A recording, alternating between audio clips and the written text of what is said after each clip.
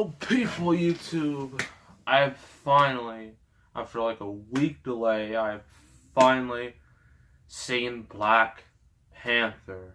Couldn't see it last week because there's some serious issues, mainly because I could not get a parking spot. It was way too crowded, so I decided to wait another week.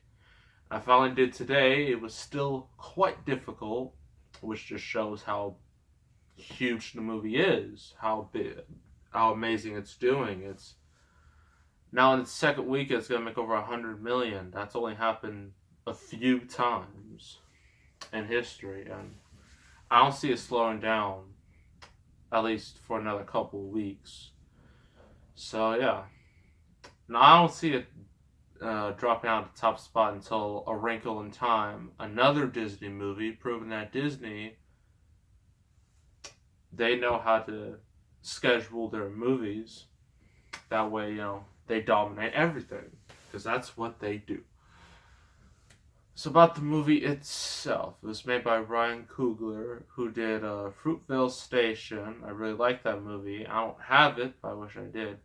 And Creed, a movie I did review quite a while ago. So if you want to go check that out, go right ahead.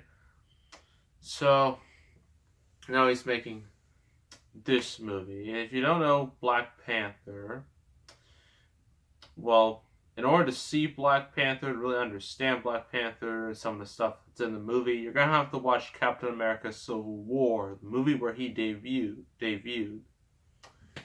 In that movie, he's like a press, I guess you could say a world of, I forgot what it was called. Basically like a press conference.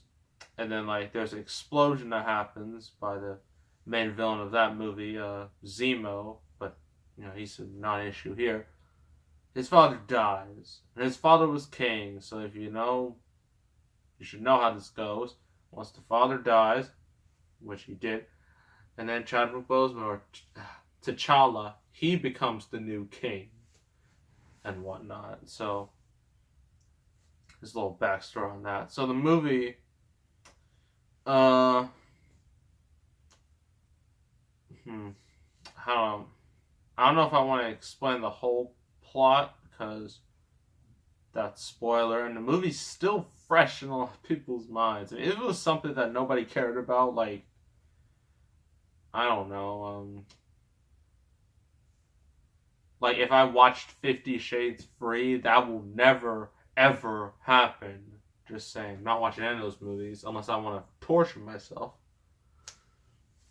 I spoiled the whole thing like it was nothing. But here I want to avoid spoilers because I don't want to ruin for anyone who hasn't seen it at this point.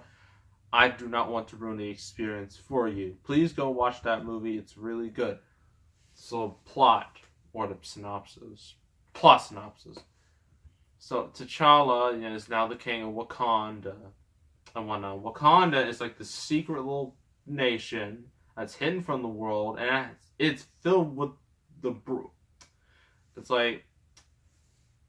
it's filled with a whole bunch of vibranium. The stuff that that made Captain America's shield. That vibranium, it's everywhere. It's on her clothes and clothes, buildings, you name it. And it's made the city so technologically advanced compared to most of the world. So T'Challa, now that he's king, he realizes, well,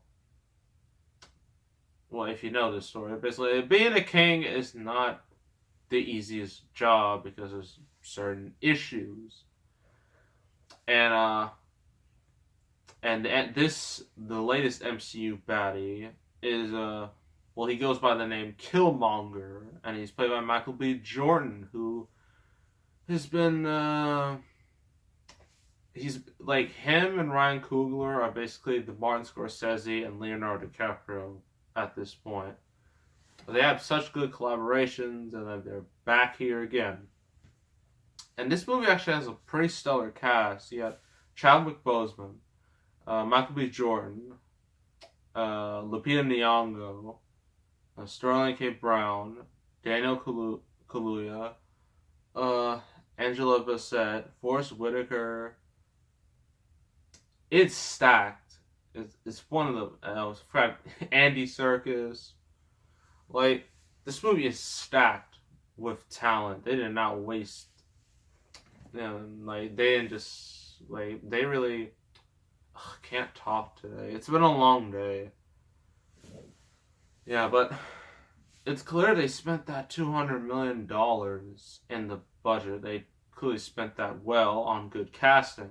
That's one thing. Everyone does a really good job in the movie. I mean, Chadwick Boseman, sure, some of his delivery, I will admit, is just a little bit stiff, mainly because, and I kind of understand, because when you're a king, you can't, you have to be serious all the time. That's how a king should be, and I guess that works. But as Black Panther, like, his suit is just the coolest thing you'll ever see. I mean, considering how big the movie is, I can imagine a whole bunch of kids buying it as a Halloween costume. I mean, if they didn't do it for Civil War, they're definitely going to do it now. I mean, unless it gets overtaken by Deadpool costumes again, or Venom costumes. You don't know. We don't even know what Venom looks like yet. Maybe he'll look cool, maybe he won't. Who knows? I'm sidetracking. Yeah, his suit is the coolest. And Michael B. Jordan, like, well, it's not really a spoiler because they showed it in the trailer. Good job, trailer. He also has like his own Black Panther suit. There are different types of suits, just like, and each, in order to activate it, it has like this necklace of, like, I guess teeth that you put on your neck, and then it activates like that. And I think that's a pretty interesting idea there. All the acting is fantastic. Action is really good. CGI can be just a tad bit wonky in some scenes. That's kind of a problem that not the DCU, sorry, the MCU's been having, but it's not too noticeable. I mean, Black Panther is significantly better looking than Justice League, and that movie cost $100 million more than Black Panther. So, yeah. While some of the CGI is wonky, overall it's still good looking. The soundtrack, this is like one of the biggest positives of the movie. It's like, unlike the typical Marvel movie soundtrack, this one's like it feels different. Has a different style to it, different flavor to it, and I really, like that. How, like, it doesn't feel like, it's not like all the others, in a way. It sure has somewhat of the same tropes as the other MCU movies, but this one has a slightly different feel to it. Also, I think I need to explain about Michael B. Jordan as Killmonger more. He's MCU.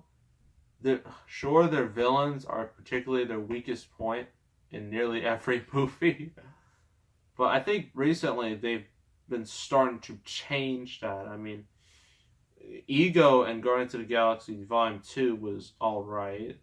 Vulture and Spider-Man Homecoming was pretty good. Hela from not Thor Dark World. Ugh, that movie was ugh.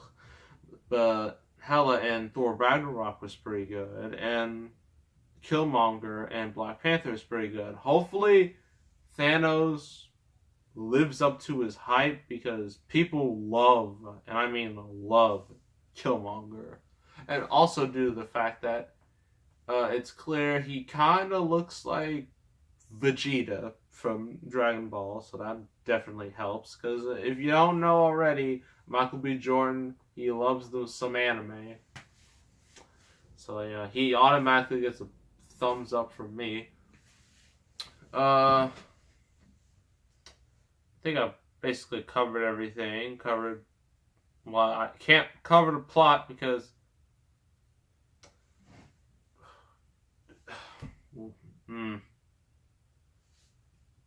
not going to spoil it, because that's a horrible thing to do. But basically, T'Challa is on the throne, but Killmonger is there, and he wants to take the throne. And then they fight. That's it. That's the super, super, super abridged version of the plot. And that's not even including all the little details I'm missing out. Overall, this movie is great. It definitely deserves its success. I'm not sure if it deserves to be biggest of all time, like all the way up here, but I still think, it deserves to be successful. It's not like 50 Shades or Transformers or Justice League, or movies that don't deserve to be successful. Actually, Transformers really wasn't successful. Neither was Justice League. So 50 Shades is...